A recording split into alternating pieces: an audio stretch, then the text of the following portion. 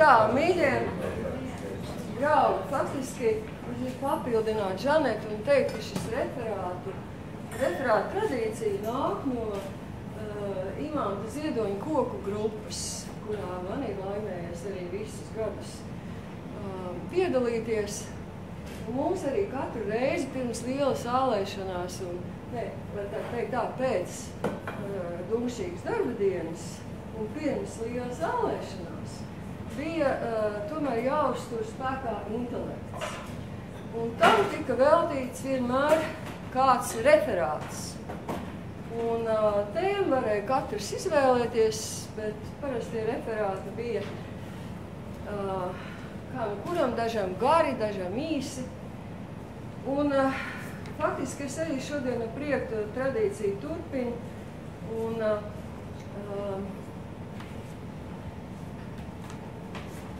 ko grupā mēs viens otru uzrunājām par kolēģiem. Jo ar draugos es vēl ar visiem neesmu. Kungi, dāmas, man neliekas tāds īpaši vispārinošs apzīmējums. Tāpēc es teikšu, cienījamie kolēģi, gods visām mākslām, bet trauslākā no visām ir valodas māksla, un stiprākā arī. Tēlnieks cārt akmenī, tomēr nevis tēlnieku, nevis par tēlnieku, bet gan par rakstnieku mēdz teikt, ko ar spālu uzrakstīsi, to ar cirvi neizcirtīsi. Pateikts vārds ir kā izliets ūdens, ko nekad vairs nesasmelsi. Tas turpina cirkulēt augsnē, šūnās un nekad nebeidzas tā neredzamā klātbūtne. Vārds spēj celt un vārds spēj arī graut. Valoda vispār ir noslēpums. Potenciālā doma tajā guļ un gaida sevi izsakām, gaida sevi notiekam. Ja kāds vārdu uzminētu, gan ezeri gāstos no debesīm, gan grimušas pilis augšām celtos. Ar valodu tiek arī zemju robežas spraustas. Ar valodu ir arī Latvijas kontūras iezīmētas. Tiesa, kas tiesa, vārds ir tas iesākums vārds. Tāds, kurā doma kā gaisma, griba kā uguns un mīla kā spārni. Dažkārt nākas redzēt uz baznīcu sienām, uz īpašiem akmeņiem iekaltas zīmes. Tajā un tajā gadā augstākais ūdens līmenis ir sniedzies līdz šai vietai. Imants Ziedonis un viņa dzīve ir šāda līmeņa zīme. To teica Zigmunds Skujiņš. Jā, atmērījums, atzīme, stenderi, kur piemērīties un redzēt, cik daudz vēl ir jāaug. Piešķirot Ziedoņu balvu, tik agri pēc viņa aiziešanas, mums, kolēģi, ir jācenšas vairīties no diviem grāvjiem. Pirmais ir tāds, ka iespējams mums šķitīs pretendents vērtījot, ka neviens no pretendentiem tā īsti nesniedz līdz augstākajam līmeņa atmērījumam.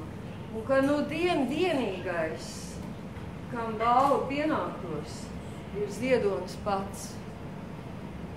Tomēr mums nav otra Ziedoņa.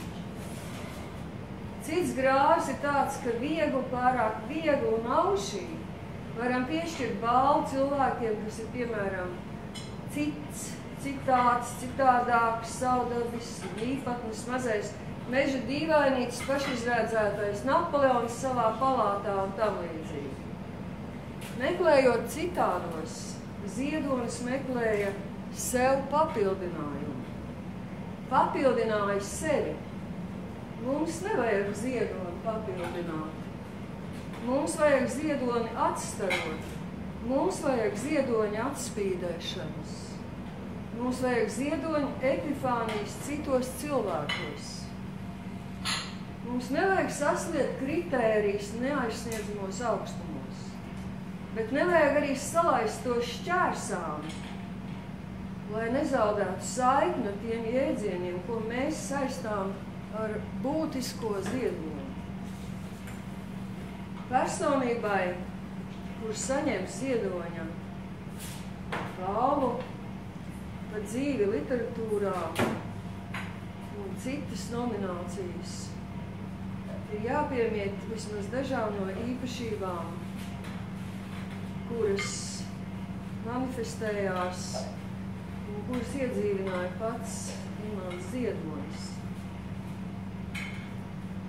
Neatkarīga patība, kas izpaužas godprātīgā darbā un ir visa kopuma ieguvums.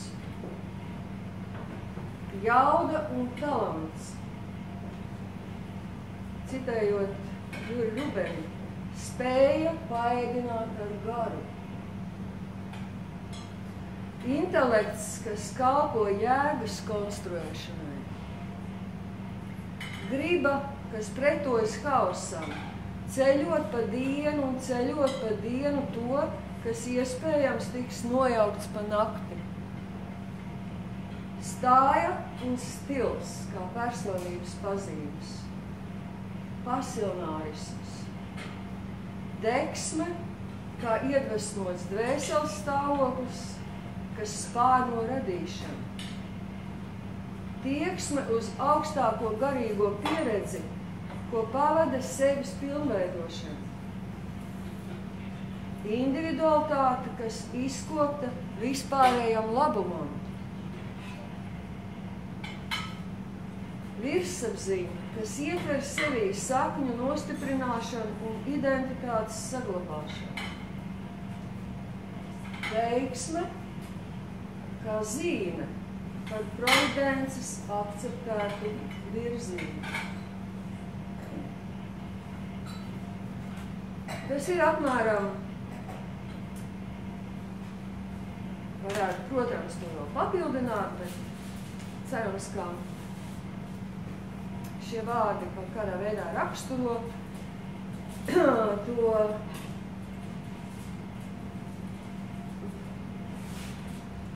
to garu, kuru mēs sagaidām no mūsu nominantiem. Bet ir viens postskriptums, man uzrakstījies. Tas ir atgādinājums pretendentiem. Un tie divi citāti. Pirmais ir Pētera Kļavas citāts. Ziedonis ir viens no Latvijas bāzes serveriem.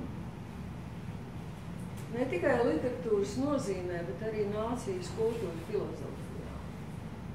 Un beidzot pats Imants, ko ir teicis mūsu grāmatā Sarunas kafejnīcā. Ja es par kaut ko tagad varu pārdzīvot, tad tās ir nacionālās intereses. Cienījamie kolēģi, paldies par uzmanību. Referāts beidzies.